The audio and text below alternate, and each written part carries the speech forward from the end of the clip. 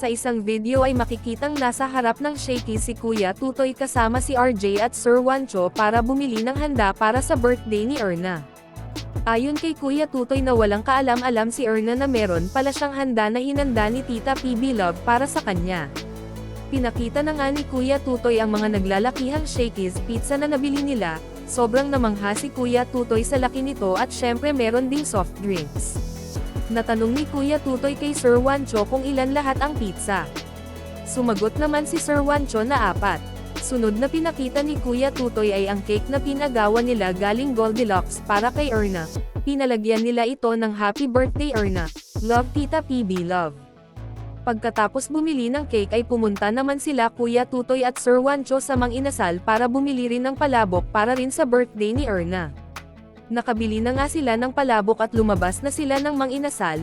Nakwento naman ni Kuya Tutoy na first time ito ni Erna kasi natanong daw niya ito kung nagsiselebrate ba ng birthday.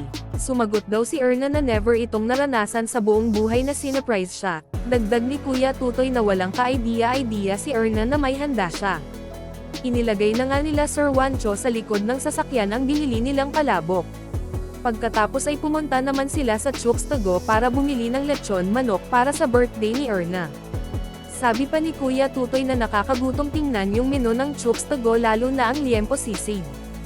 Pagkatapos ay diretso na ang video na kasama ni Kuya Tutoy si Erna at Irene. Binati ni Kuya Tutoy si Erna ng happy birthday sabay abot ng gift para dito. Biro pa ni Kuya Tutoy na galing pa ito sa Shapee. Nakangiti namang tinanggap ito ni Erna at binuksan ito. Habang binubuksan ito ni Erna ay humingi naman ng pasensya si Kuya Tutoy dahil ito lang ang nakayanan ng budget niya. Nabuksan na nga ito ni Erna at inakala niyang malong ito pero headband pala. Naitanong pa ni Erna kay Kuya Tutoy kung para saan ito. Sumagot naman si Kuya Tutoy na para sa buhok. Binosisi na ni Erna ang headband at sinubok ang alamin kung sa anong paraan ito isusuot sa buhok, at para madali ay sinabi ni Kuya Tutoy si Irene na turuan si Erna. Inabot agad ni Erna kay Irene ang headband sabay pasalamat kay Kuya Tutoy. Sumagot naman agad si Kuya Tutoy na thank you din at magpakabait ito palagi. Nakita lang daw ito ni Kuya Tutoy sa TikTok at inaya naman niya ang dalawa na pupunta na sila sa Banggid. Nagsalita naman si Irene na mamaya na kasi susot pa niya yung headband kay Erna.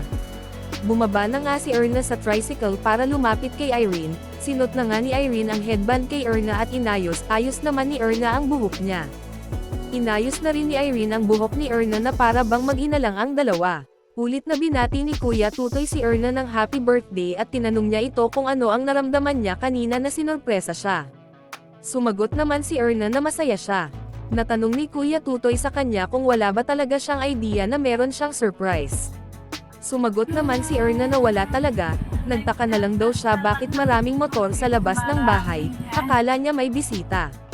Dagdag ni Erna na first time niya magka-cake sa birthday kasi sa kanila kapag birthday niya ay sardinas lang yung handa nila, minsan lang ang native na manok. Sabi naman ni Kuya Tutoy na nung araw ganon na ganon din ang birthday ni Irene at nagpasalamat ito kay Tita PB Love. Tinanong ulit ni Kuya Tutoy si Erna kung inakala ba nito na hindi nila alam ang birthday niya at kung wala bang bumati. Sumagot naman si Erna na opo, nagtataka din siya pagpunta niya sa school nila dahil sigaw ng kanyang mga kaklase kung sinong birthday ngayong araw. Ang ibang kaklase naman niya ang tagasagot na si Ate Erna, kaya todo saway siya na hindi niya birthday kasi nahihiya siya. Tinanong siya ni Kuya Tutoy kung hindi ba ito nagtaka sa bahay na hindi nila ito binabati. Sumagot naman si Erna na hindi dahil akala niya ay hindi nila ito alam. Sinabi ni Kuya Tutoy na sobrang sarap ng handa ni Erna, may palabok at pizza. Nagsalita naman si Erna na kumain din siya ng palabok sa school nila kanina, yung project nila na magluto ng palabok ay kinain nila pagkatapos kasi sayang daw. Sumagot si Kuya Tutoy na sa bagay, sayang naman talaga kapag hindi kakainin at sumakay na nga sila sa tricycle dahil pupunta na sila ng siyam na Banggid. At para sa more summary video ng Pugong Biyahero huwag kalimotang mag-like and subscribe.